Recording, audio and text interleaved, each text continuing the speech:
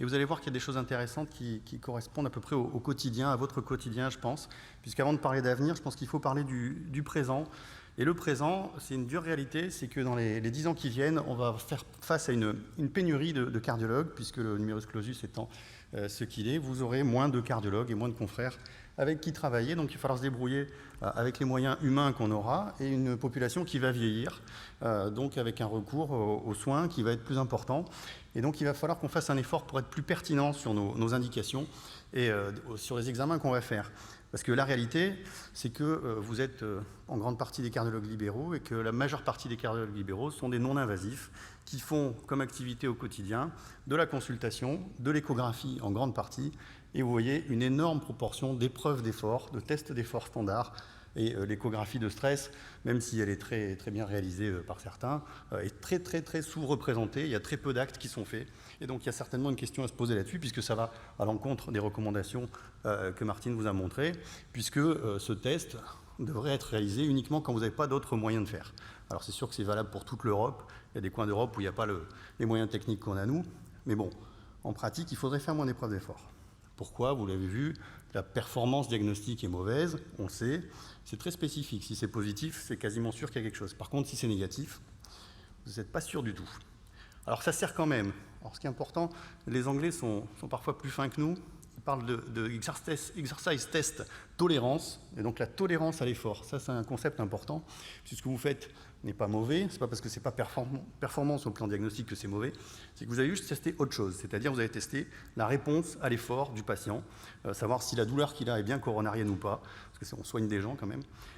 On teste sa capacité fonctionnelle, qui est une valeur pronostique, et puis sa réserve chronotrope, sa réserve tensionnelle, et puis pour les gens qui font du sport, c'est quand même réconfortant d'avoir un test normal. Alors bien entendu que même si c'est recommandé, on ne remplacera pas, pour des raisons logistiques, on ne peut pas le faire, tous ces tests d'effort qui sont réalisés par des échos d'effort, des échos d'obus. Ce n'est pas possible. Donc il va falloir sélectionner les patients, et puis avoir une approche en coût-efficacité qui soit peut-être plus raisonnable. C'est-à-dire que, vous voyez, dans cette méta-analyse qui a été publiée en 2017, quand vous commencez par une écho d'effort, vous avez moins de tests non concluants. C'est-à-dire que vous répondez mieux à la question plus rapidement sans faire un deuxième test. Vous voyez, quand on commençait par un test d'effort standard, une fois sur 3, il fallait faire un autre test derrière parce que c'était non concluant. Donc on perd de l'argent et on perd de l'efficacité. Voilà un exemple d'un patient, vous voyez, qui vient à votre consultation, qui a 78 ans, qui est hypertendu, asthmatique, qui a des douleurs un peu atypiques à l'effort. Le cardiologue fait un test d'effort, on est à 85% de la FMT, il ne va pas plus loin, 75 watts, c'est pas trop mal.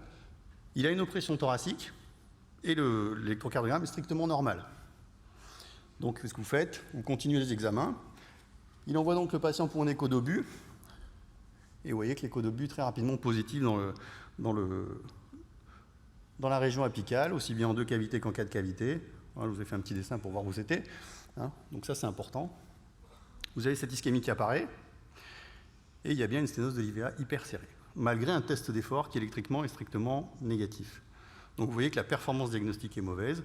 On a fait un premier test, on en fait un deuxième, et on va la choro, et on va la dilate. On en a parlé chez la femme. Je vous encourage à lire ce papier qui vient de sortir et qui est intéressant sur la prise en charge de la femme et la coronaropathie. C'est pas nouveau, le professeur Lèbre, dont a parlé Romain Oudot, avait fait son travail de recherche à l'étranger sur l'épreuve d'effort chez la femme, avec de nombreux faux positifs. Également, la performance diagnostique est moins bonne que chez l'homme. Vous avez aussi le problème des INOCA, et vous avez le problème de l'irradiation chez la femme. Donc il faut éviter, si possible, la scintigraphie chez les femmes, en tout cas chez les femmes en âge de procréer.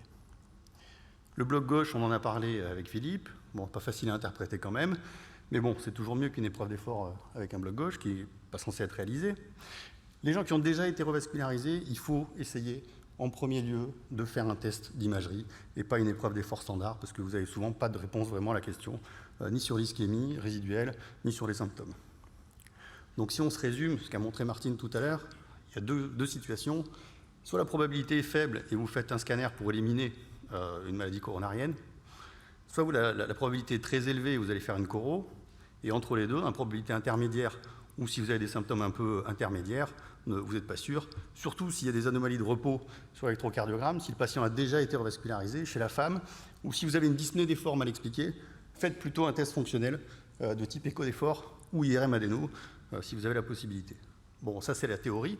En pratique, souvent, on se retrouve à faire des ping-pong entre les deux, c'est-à-dire que vous avez des sténoses intermédiaires sur le scanner, qu'est-ce que vous en faites? Je ne sais pas trop.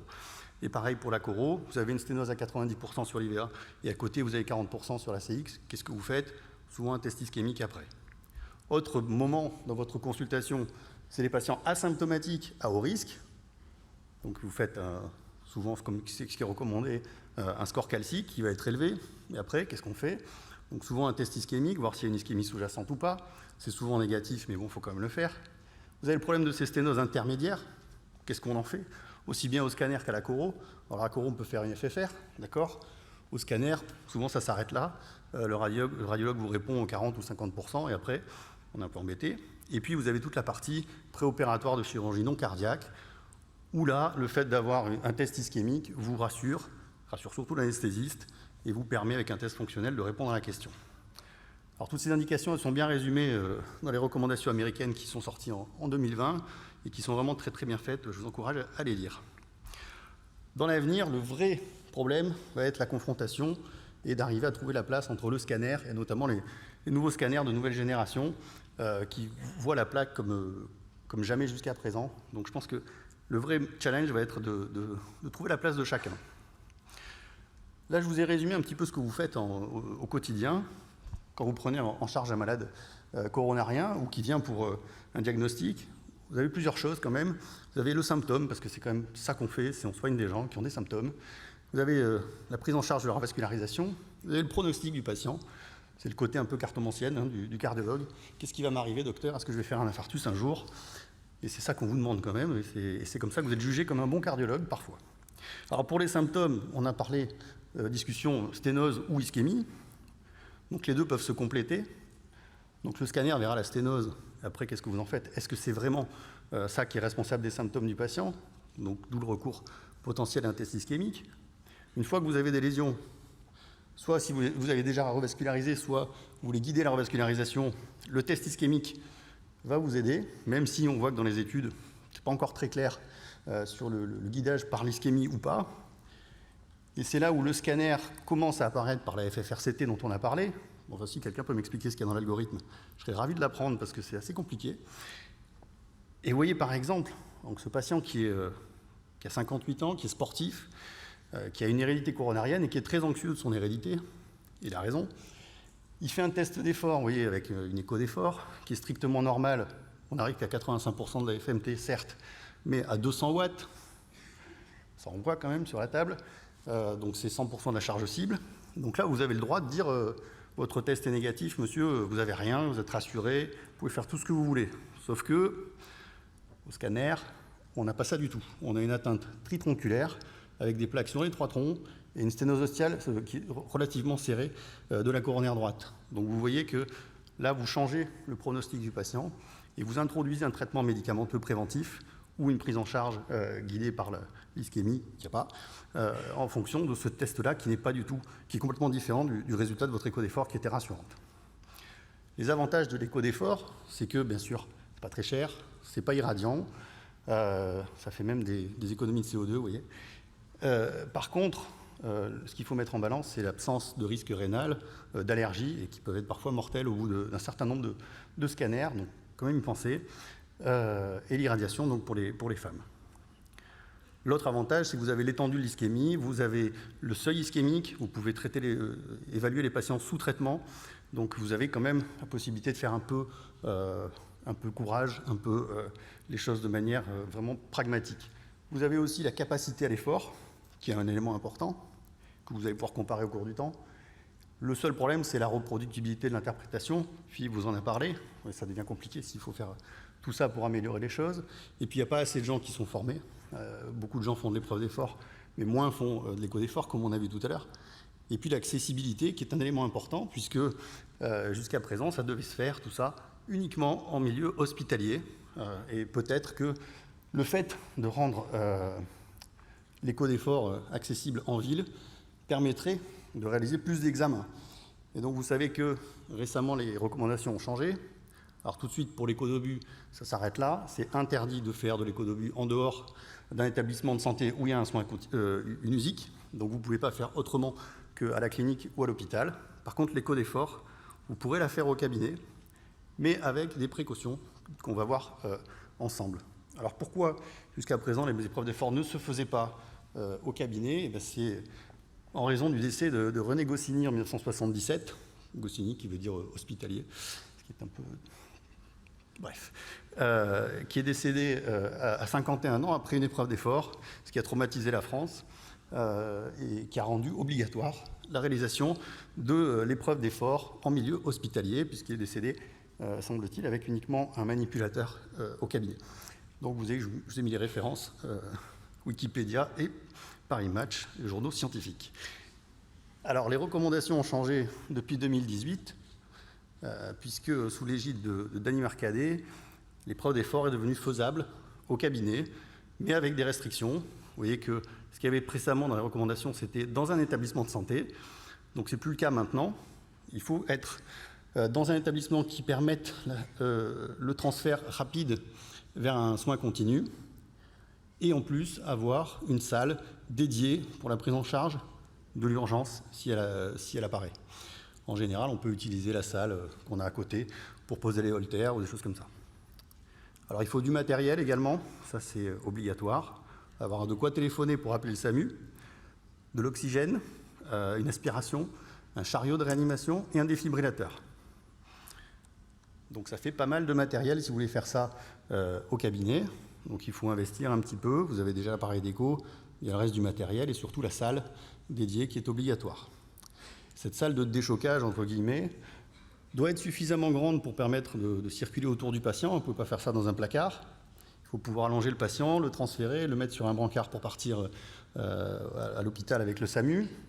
Il faut impérativement avoir une convention avec un hôpital qui a une USIC ou une clinique, convention écrite au préalable, pour transférer le patient en urgence. C'est médico-légal. Vous devez avoir un protocole d'intervention et d'évacuation avec le SAMU que vous devez prévenir que vous allez faire des épreuves d'effort dans votre cabinet. Et il faut prévenir l'ARS, ce qui n'est pas obligatoire, mais vivement conseillé afin qu'ils sachent ce que vous faites dans votre cabinet. N'oubliez pas que la responsabilité reste la vôtre en tant que cardiologue. Vous êtes garant de la sécurité du patient, de la qualité du local, la qualité du matériel et de la compétence du personnel avec qui vous travaillez.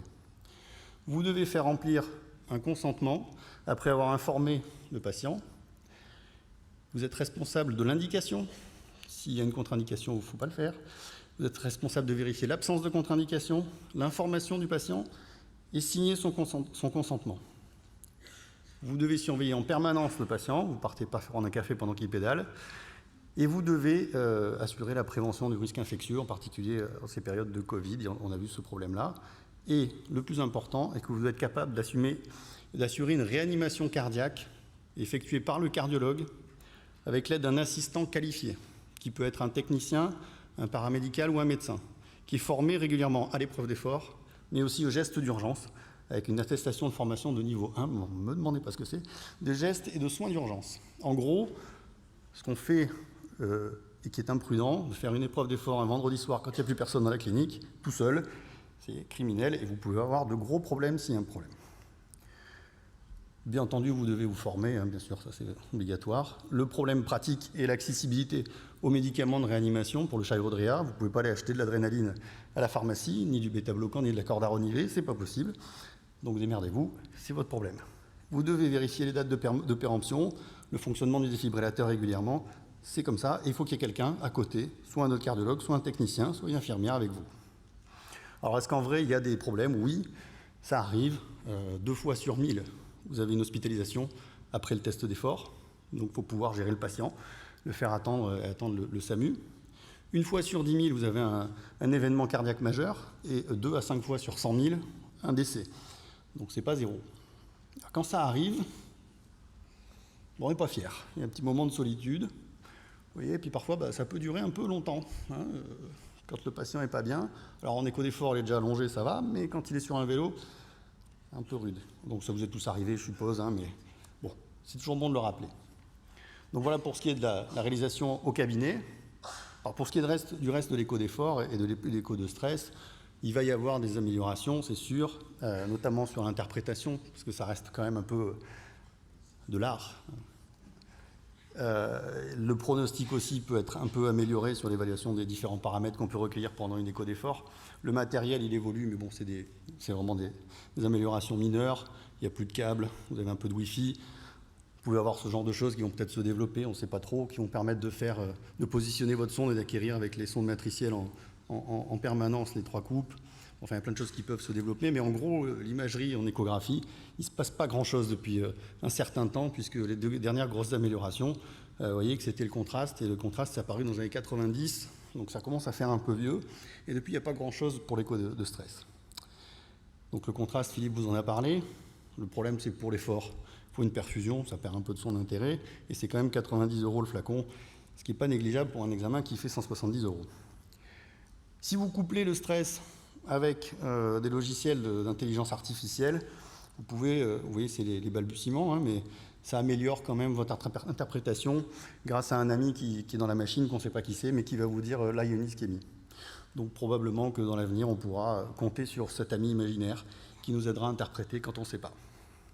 Le strain, Philippe vous en a parlé aussi. Alors est-ce que c'est faisable en pratique? Oui, maintenant avec les cadences images qu'on a, on peut arriver à avoir des courbes correctes. Il ne faut pas trop en attendre non plus, mais ça peut vous aider. Vous voyez un exemple ici d'un patient qui est jeune, 54 ans, asymptomatique, diabétique, hypertendu, qui vient pour un test, une écho d'effort, et vous avez un électrocardiogramme qui est strictement négatif, et pourtant vous avez une ischémie qui apparaît dans le territoire apical, encore une fois. Ici qu'on voit, c'est bien. Je vous laisse regarder tranquillement.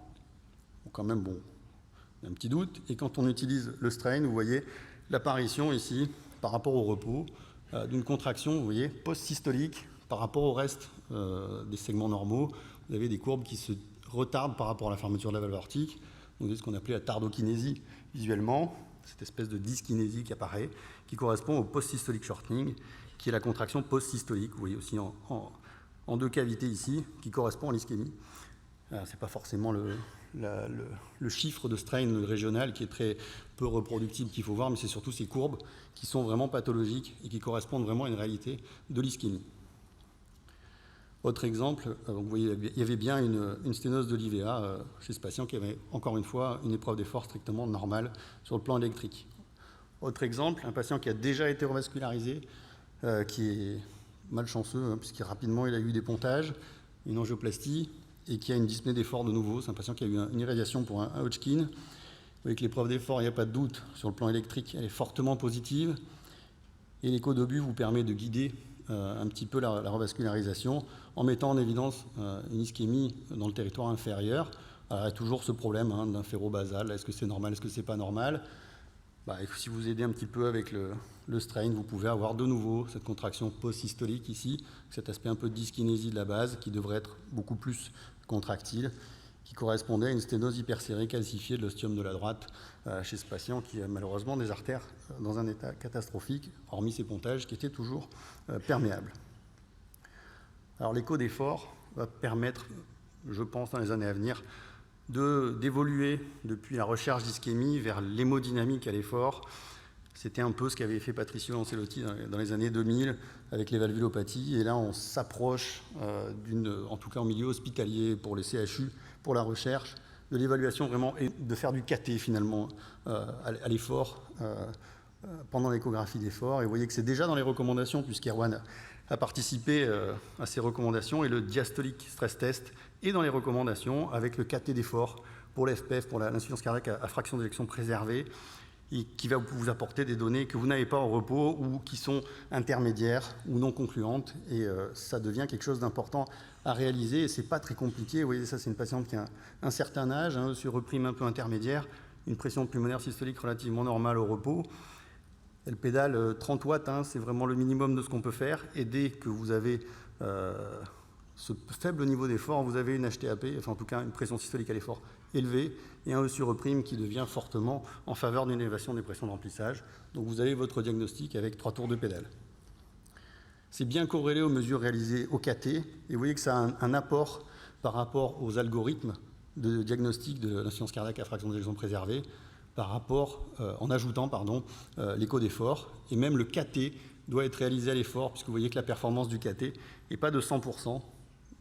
Si vous ne faites pas faire un petit test d'effort pendant le caté, vous pouvez rater une partie des insuffisances cardiaques à fraction d'éjection préservée. Alors, autre élément qui peut être intéressant et qui est prôné par l'équipe de Picano sur le test à l'effort et qui va vous permettre d'évaluer l'échographie pulmonaire à l'effort qui peut vous montrer l'apparition de lignes B qui peuvent être intéressantes en complément d'élévation des pressions de remplissage. Et vous ne faites pas ça pendant tout le test, vous pouvez le faire aussi uniquement au repos et au pic du test. Vous voyez un exemple ici d'un patient qui a un RAC et qui a des lignes B à l'effort. Ces lignes B, elles sont précoces dans l'insuffisance cardiaque et qui apparaissent assez rapidement et peuvent avoir une valeur pronostique, aussi bien dans l'insuffisance cardiaque à fraction d'éjection préservée que conservée. L'autre élément qu'on peut ajouter, c'est l'épreuve d'effort cardio-respiratoire pendant l'échographie d'effort, qui va vous permettre de complémenter l'échographie de repos, le BNP et les tests d'insuffisance cardiaque à fraction d'éjection préservée. Donc en conclusion, vous voyez qu'on ne pourra pas remplacer l'épreuve d'effort par une échographie d'effort chez tout le monde. Il faudra cibler les patients de manière un peu plus précise qu'à l'heure actuelle. Et peut-être que le fait de pouvoir le faire au cabinet permettra de rendre la technique beaucoup plus accessible à plus de monde. Voilà, je vous remercie de votre attention.